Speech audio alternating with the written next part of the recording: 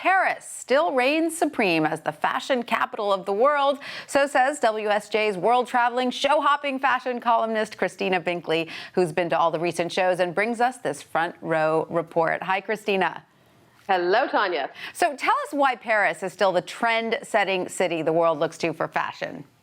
I think you have to say follow the money on that one. This is where all the biggest brands are based, and it's like sports. You know, if you can pay the most money to the designer, you're going to get the best baseball player or the best fashion designer. But Paris has also got a long history of sort of goading people to really go out on an edge and try new things, and you see a lot of that here. All right, so within the Golden Circle, who shines the brightest right now?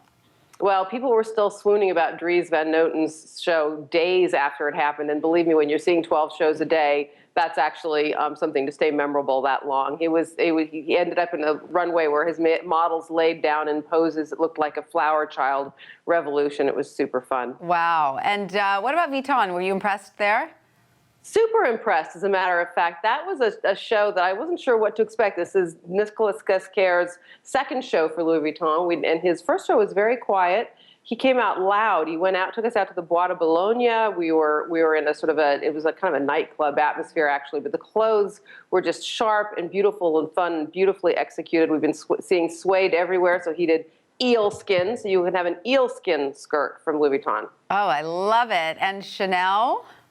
Karl Lagerfeld's unbelievable. The clothes, of course, were beautiful. They always are. You know they're going to be. But he manages to do something that just fascinates me. He always finds out what's going on inside our consciousness. This time he had a Paris street that he had recreated inside the Grand Palais. He sent his models down in gangs like they were just girls walking along being chic Parisians. And then a gang of them came out with placards that said things like, feminist but feminine, and was it make fashion not war. It was fun, and it sort of captured a moment. I'm detecting a counter-culture theme here. That is what we are thinking in fashion right now, and we're all going to be dressing like hippies next spring if we listen to these designers. I love it. You figure out how that works for the office, and I'm all about it. All right, now. Sealskin. Oh, that's right, if I can afford it. Now, of course, every season there emerges victorious a few globally coveted items. Can you tell us about the It shoe? Well, you know, nobody could forget Marc Jacobs' Dr. Scholl's. So there's a strange fascination with orthopedic shoes right now in fashion. We're seeing them all over in the audience along the runways. People are wearing Birkenstocks and Tevas and lots of Nikes and Converse. This is something you did not see a few years ago. Marc Jacobs took the idea of a Dr. Scholl's. He did them in velvet and some other materials, and they just made your feet look yummy. Sounds comfortable, so I'm all for it. Now, what is the bag that we're all going to want but probably won't be able to get?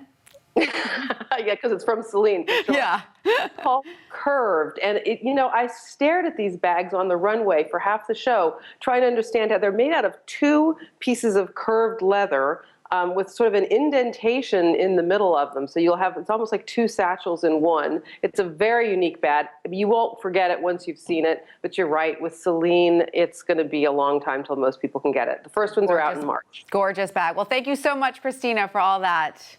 My pleasure. And there is much more to read in Christina's column, so be sure to check it out online or in the paper.